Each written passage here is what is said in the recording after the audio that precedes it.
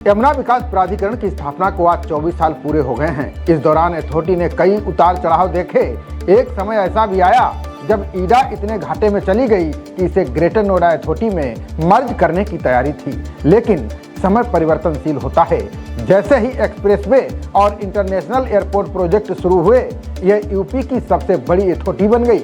यही नहीं, ये देश और विदेशी निवेशकों की पहली पसंद बन गई है। इस बारे में यमुना प्राधिकरण के सीईओ डॉक्टर अरुणवीर सिंह ने हमारे संवाददाता कैलाश चंद से खास बातचीत की है। पहले फेज 1 में इसकी परिकल्पना एनसीआर पीबी ने की।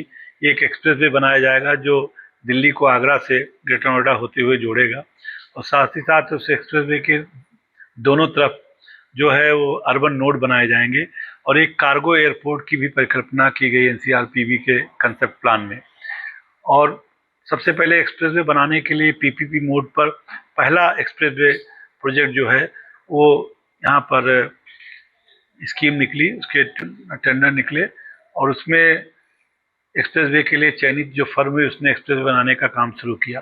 तो पहला जो फेज है वह बिल्कुल प्रारंभिक फेज है, स्टार्टिंग फेज है, जिसको शुरुआत कहते हैं। उसमें 11 साल में एक्सप्रेसवे बन के तैयार हुआ। 2012 में एक्सप्रेसवे बना, लेकिन इसके पहले प्राधिकरण को और ज़मीनों की ज़रूरत पड़ी कि ताकि वो अपने रेवेन्यू जनरेशन के लिए कुछ कोशिश कर सके। तो 2009 में और 2008 में एक जोनल स्पॉटिंग की गई, और 2009 में रेजिडेंशियल स्कीम लाई गई 21,000 प्लाटों की, और साथ ही साथ एसडीजेड का 1,000 हेक्टेयर का एक प्रोजेक्ट लाया गया, और छोटे छोटे मिनी एसडीजेड की परिकल्पना करके प्लाट लाए गए, 25 प्लाट लाए गए। कुछ ग्रुप हाउसिंग और कुछ टाउनशिप भी लाई गई, जिससे रेवेन्यू जनरेशन होना शुरू हुआ। फिर 2012 में गजराज के केस आने के बाद बहुत सारी रिट याचिकाएं हुई। एक्चुअली में 2010 में ही लगभग 947 रिट याचिकाएं दाखिल हुई थी, जिसकी वजह से जमीन पे कब्जा नहीं मिल पाया, क्योंकि सभी रिट याचिकाओं में स्टेटस को का आर्डर हो गया था।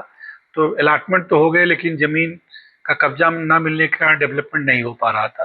तो सेकंड फेज में लिटिगेशन से उबरने के प्रयास किए गए, और 2012 से लेकर के 2018 तक, बल्कि 2020-22 तक, अगले 10 साल में लिटिगेशन खत्म करने का प्रयास किया गया, और उसमें लगभग 90% सफलता मिल गई। अब केवल 117 केसेज पेंडिंग हैं, और 947 में 830 केसेस खत्म हो गए, और हमको लगभग 90% ज़मीन का कब्जा हर जगह मिल गया। उसकी वजह से डेवलपमेंट शुरू हुआ। साथ ही साथ इसी अवधि में तमाम इंडस्ट्री के अलाटमेंट हुए। पहले इंडस्ट्री का अलाटमेंट लगभग 1,000 प्लाटों का था, 7 से समथिंग प्लस 1 से 55 प्लाट थे। बाद में 3,000 के लगभग आज टोटल संख्या इंडस्ट्री की है। तमाम ग्रुप हाउसिंग आए। अब इस समय मेरे पास 36,000 जो है प्लाट और भवन मिला के 36,000 की संख्या है। तो इन सब के अलाटमेंट से काफ़ी रेवेन्यू जनरेट हुआ। इस दौरान हमने 6,000 एकड़ ज़मीन एक्विजिशन से ली, और 7,000 एकड़ ज़मीन क्रय की। 7,000 एकड़ ज़मीन क्रय करने के लिए 6,500 करोड़ रुपये खर्च किए। एक्विजिशन में जो हमने लिया 6 गाँव का, उसमें भी हमने 42 करोड़ रुपये खर्च किए। इसके अलावा लगभग 4,000 करोड़ रुपये हमने 64.7% में बांटा, और ये सारा अपने संसाधनों से किया, क्योंकि जो प्रॉपर्टी के अलाटमेंट से जो पैसा आया उससे ये सारी चीज़ें अचीव हुई। और इसी दौरान एक इंडस्ट्रियल क्लस्टर बनाने का कंसेप्ट 2018 में शुरू हुआ, और करीब 14 नए क्लस्टर की परिकल्पना की गई, जिसमें से 9 क्लस्टर का मूर्त रूप ले लिया है, ऑलरेडी हैं। भारत सरकार ने भी 2 योजनाएं दी, एक मेडिकल डिवाइस पार्क की, और एक कल ही AEMC 2 की योजना दी। साथ ही साथ यहाँ semiconductor, data park, software park, handicraft park, apparel park, MSME park जैसे कंसेप्ट, टॉय पार्क, MSME के जनरल पार्क, ये सारी चीज़ें यहाँ पर इस समय आ रही हैं। काफ़ी इंफ्रास्ट्रक्चर डेवलप हो गया है। आगे विस्तार में हम लोग वृंदावन भी जा रहे हैं, जिसका कि अप्रूवल हो गया है, जिसके मास्टर प्लान भी अप्रूव हो गया है, और आगरा का भी मास्टर प्लान अप्रूव हो गया है। हाथरस और अलीगढ़ का भी मास्टर प्लान अप्रूव हो गया है। तो अभी अलीगढ़ में तत्कालिक रूप से हम लोग लॉजिस्टिक हब बना रहे हैं, वृंदावन में हेरिटेज कॉरिडोर बना रहे हैं, और आगरा में एक नई सिटी बना रहे हैं, जो कि बेसिकली इलेक्ट्रॉनिक, और आगरा में जो स्ट्रेंथ है फिनिश्ड लेदर गुड्स की, और ग्लास की बिना फर्नेस के, और इलेक्ट्रॉनिक मैन्युफैक्चरिंग की, ये हम लेकर के आगरा में एक नया मास्टर प्लान भी लेके आए हैं जो कि एक्सप्रेसवे पे अवस्थित है। इस तरह से अब जो फेज होगा एक कंसोलिडेशन फेज होगा, ग्रोथ फेज से निकल के कंसोलिडेशन फेज में जा रहा है। और अगले 10 साल में शहर अपने स्वरूप में आ जाएगा। नॉर्मली कोई भी शहर बसता है तो 20 साल से 25 साल लगता है सिटी के शुरुआत होने में। तो अब समय आ गया है कि ये सिटी का इसका स्वरूप आ जाए। 2-3 हज़ार के लगभग घर बन गए हैं, 28 से 29 से घर बन गए हैं, और अगले 5 सालों में यहाँ पर बसावट 60% हो जाने का अनुमान है, जिससे कि ये कंसोलिडेट हो जाएगा। एयरपोर्ट तैयार है, उसमें कार्गो और डोमेस्टिक तैयार है। इंटरनेशनल जो टर्मिनल है बिल्डिंग के लिए 1 आध महीना समय लग रहा है, क्योंकि उसके डिज़ाइन में थोड़ी सी समय लग रहा है। तो इसके जैसे ही एयरपोर्ट शुरू होगा तो ये गतिविधियाँ शुरू होगी। फिल्म सिटी के लिए ज़मीन हम लोगों ने हैंडओवर कर दी है, उसका किसी भी समय भूमि पूजन हो सकता है। बड़े और भी पार्क लाने का, एम्यूजमेंट पार्क या कोई तमाम तरह के नई चीज़ों का कंसेप्ट, जैसे डिज्नी का या यूनिवर्सल स्टूडियो का या OTT प्लेटफॉर्म का अलग से लाने के भी प्रयास किए जा रहे हैं। तो अपना शहर स्वरूप ले रहा है। अगले 10 सालों में ये स्वरूप लगभग पूरा हो जाएगा। तो आप मान के चलिए कि अगर 2001 में नोटिफिकेशन में एक्सप्रेसवे बना, 12 में वास्तव में एक्सप्रेसवे बन के तैयार हुआ, तो 20 साल लगते हैं। तो 2032 में संपूर्ण शहर डेवलप हो जाएगा। ऐसा एस्टिमेशन है कि 2032 में यहाँ पूरी आबादी आ जाएगी, सभी लोग अपना घर बना लेंगे। सर, एक समय था जब 2015 से पहले यहाँ किसान आंदोलन करते थे और यहाँ पर रोज तालाबंदी की जाती थी। इस स्ट्रगल को आपने कैसे, इस चुनौती को कैसे लिया आपने? किसानों से बातचीत करना, उनको रोज सुनना, उनको समझना, उनकी समस्याओं को निपटारे करने के लिए, क्योंकि उनको 64.7% का जो कैबिनेट जीओ हुआ उसमें शर्त थी कि 100% केसेज वापस किए जाएं। 100% केस कहीं वापस नहीं हुआ। फिर हमने गवर्नमेंट से प्रस्ताव रखा कि 80% कर दिया जाए, तो 80% कैबिनेट ने किया, तो उससे कुछ लोगों ने वापस किए, लेकिन ज़्यादा काम नहीं हो पाया, उससे डेवलपमेंट नहीं हो पाया। फिर हमने एक जियो कराया कि मुख्यमंत्री की घोषणाओं से संबंधित जो चीज़ें हैं वहाँ पर मुआवजा बांट दिया जाए, उससे भी ज़्यादा काम नहीं हो पाया। केवल इंफ्रास्ट्रक्चर के काम हो पाए, सड़क के, सीवर के, पानी के और बिजली घर के। फिर गवर्नमेंट को हमने कहा कि हम छोटे छोटे पॉकेट बना के जहाँ जितनी ज़मीन मिलती जाए वहाँ पर 64 बांटते जाएँ, तो 20 एकड़ 25 एकड़ का जहाँ मिल जाए भूमि, तो वो भी जियो हुआ। तो ये 4 जियो की मदद से फिर हम लोगों ने बांटना शुरू किया, फिर किसानों को समझाना शुरू किया, और किसानों ने अपने मुकदमे वापस लेने शुरू किए। मैंने बताया कि 9 से 47 की संख्या घट के अब 117 रह गई है। और भट्टा पारसोल जैसे गांव में भी अब सभी मुकदमे, लगभग एक मुकदमा भट्टा में बचा है और 3 पारसोल में बचे हैं। सभी मुकदमे खत्म हो गए और उनको भी 64.7% हम देने जा रहे हैं।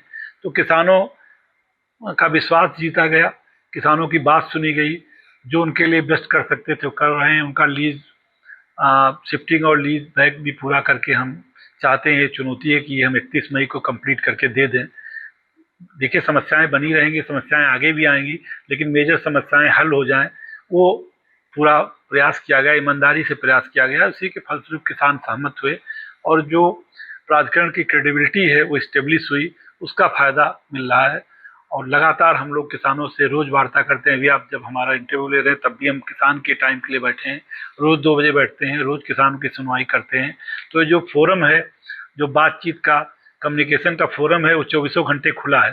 पहले मैं दिन भर ऑफिस में 10 बजे से 9:30 बजे से बैठ के कमरा सुनता था किसानों को। अब अलग से उनके लिए डेडिकेटेड टाइम कर दिया, 2 बजे के बाद कभी भी आ सकते हैं, 2 बजे ऑनवर्ड।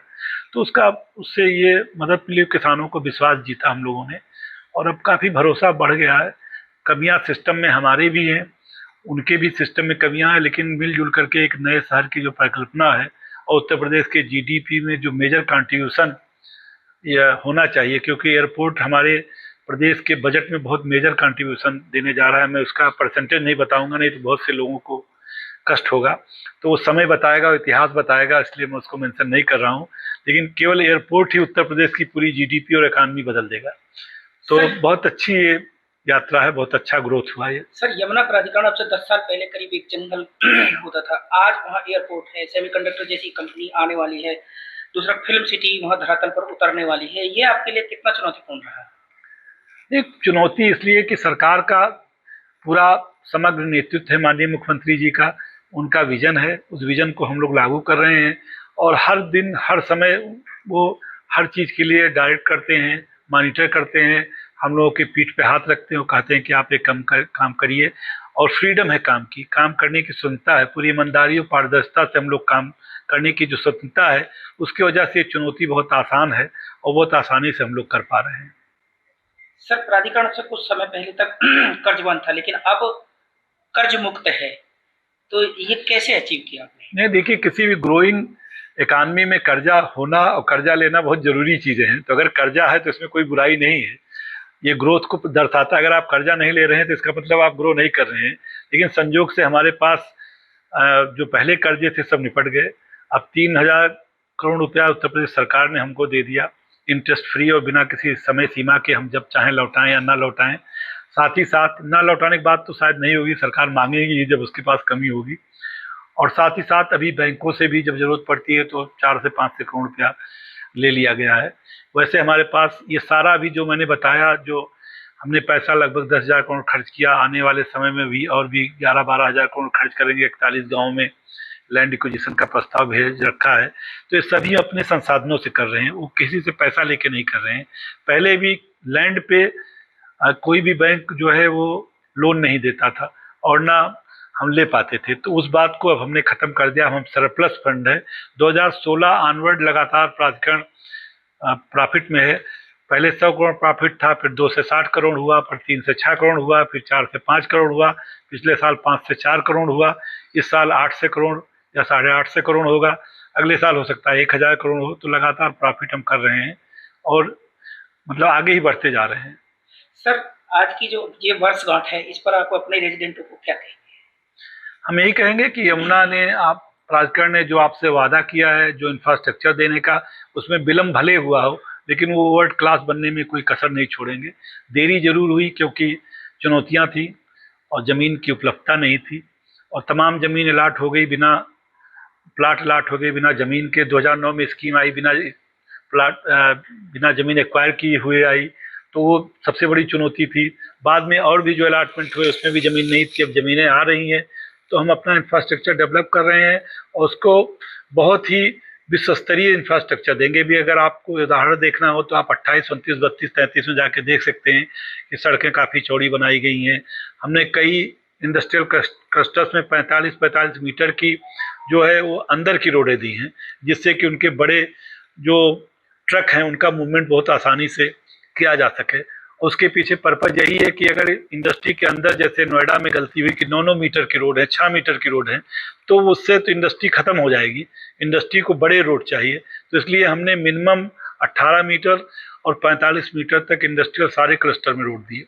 9 मीटर और 12 मीटर का कंसेप्ट खत्म किया गया।